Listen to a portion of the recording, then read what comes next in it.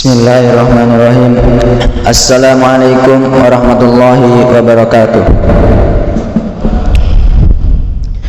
Innal hamdalillah nahmaduhu wa nasta'inuhu wa nastaghfiruh wa na'udzu billahi min shururi anfusina wa min sayyiati a'malina.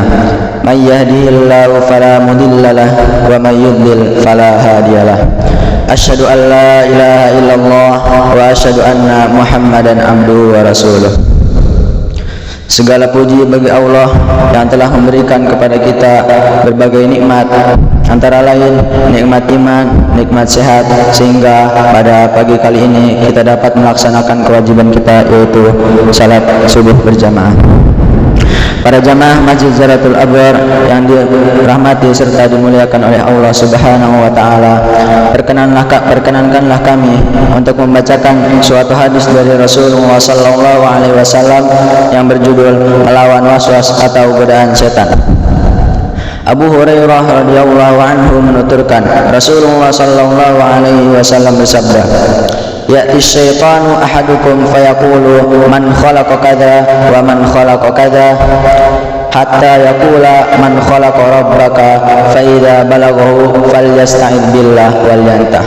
Yang artinya, setan mendatangi salah seorang dari kalian lalu bertanya, siapakah yang menciptakan ini dan siapakah yang menciptakan itu, hingga dia bertanya, siapakah yang menciptakan Rabbmu. Oleh karena itu, jika telah sampai kepadanya hal tersebut, maka hendaklah dia berlindung kepada Allah dan hendaklah dia menghentikan waswas tersebut.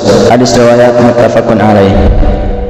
Isi kandungan hadis, Rasulullah sallallahu alaihi wasallam memberitakan bahwa setan dapat mendatangi seseorang untuk menghembuskan waswas atau godaan dan keraguan ke dalam hati manusia, di antaranya dengan membisikkan kalimat-kalimat yang dapat menimbulkan keraguan-raguan secara halus hingga menggiringnya kepada kalimat kufur. Banyak cara yang dilancarkan setan dalam menghembuskan waswas atau pikiran jahatnya kepada manusia, antara lain: 1. Setan menghiasi kemaksiatan. Setan menghiasi kemaksiatan dengan hiasan-hiasan indah, sehingga kemaksiatan tersebut tidak dapat lagi sebagai kemaksiatan di mata manusia. Allah Subhanahu wa taala berfirman yang artinya, setan itu memberikan janji-janji kepada mereka dan membangkitkan angan-angan kosong pada mereka, padahal setan itu tidak menjanjikan kepada mereka selain dari tipuan belaka. Quran surat An-Nisa ayat 120.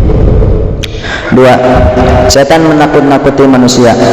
Tatkala ada sebagian manusia yang tidak mempan dengan hiasan-hiasan setan, maka setan menggunakan cara lain, yaitu dengan menakut-nakuti mereka. Allah Subhanahu wa taala berfirman yang artinya, sesungguhnya mereka itu tidak lain hanyalah setan yang menakut-nakuti kamu dengan kawan-kawannya orang musyrik. Karena itu janganlah kamu takut kepada mereka, tetapi takutlah kepadaku jika kamu benar-benar orang yang beriman. Quran surat Al-Imran ayat 175.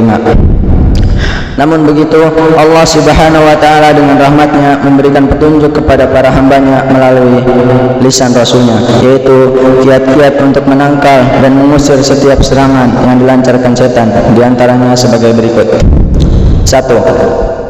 Ikhlas. Hamba-hamba yang ikhlas akan dijaga dan diselamatkan dari gangguan setan. Allah Subhanahu wa taala berfirman yang artinya, iblis berkata, ya Rabbku, oleh sebab engkau telah memutuskan bahwa aku sesat, pasti aku akan menjadikan mereka memandang baik perbuatan maksiat di muka bumi, dan pasti aku akan menyesatkan mereka semuanya kecuali hamba-hamba engkau yang ikhlas di antara mereka. Quran surat Al-Hijr ayat 39 sampai 40.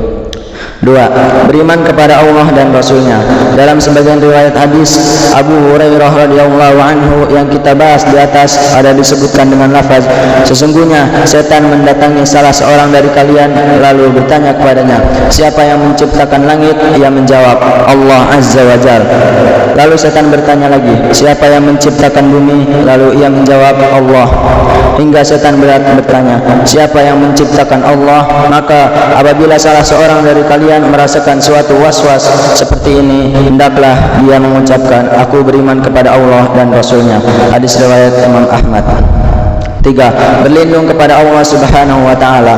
Bisikan setan ini yang mempunyai peran penting dalam berkembangnya penyakit mental atau gangguan psikologis, dan sebagai manusia, sebagai ciptaan Allah, kita diperintahkan untuk memohon perlindungan kepada Allah dari musuh yang tidak terlihat. Allah Subhanahu wa taala berfirman yang artinya, katakanlah, aku berlindung kepada Tuhan yang memelihara dan menguasai manusia, raja manusia, sembahan manusia dari kejahatan bisikan setan yang biasa bersembunyi, yang membisikkan kejahatan ke dalam dada manusia dari golongan jin dan manusia.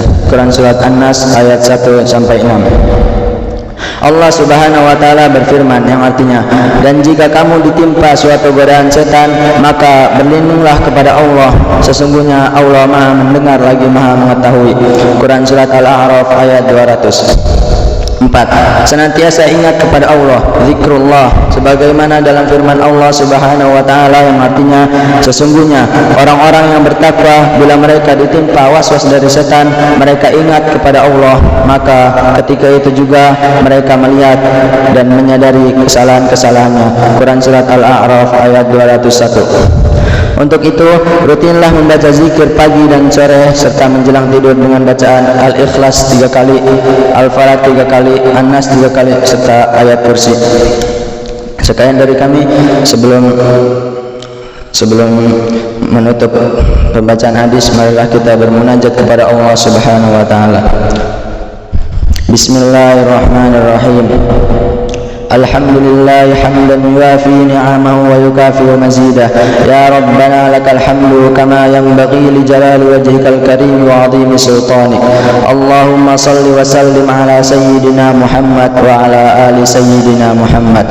Ya Allah yang maha besar dan maha kuasa, kami mohon kepada Engkau ya Allah untuk para muslim, orang tua asuh, donatur, pembina dan pengurus yayasan, pengurus ponpes, diampuni dosa-dosanya, dosa besar, dosa kecil, disengaja ataupun tidak disengaja, diberi hidayah agar dapat melaksanakan semua perintah-Mu dan meninggalkan semua larangan-Mu, diberi kesehatan agar bisa istiqomah dalam melaksanakan ibadah baik yang wajib maupun yang sunnah, diberi rezeki yang luas dan berkah agar mau berbagi kepada anak yatim dan duafa dan perjuangan Islam, diberi kemampuan bisa bersabar jika menerima musibah dan pandai mensyukuri kenikmatan, diberi keturunan yang qurrat a'yun, keturunan yang saleh dan salihah.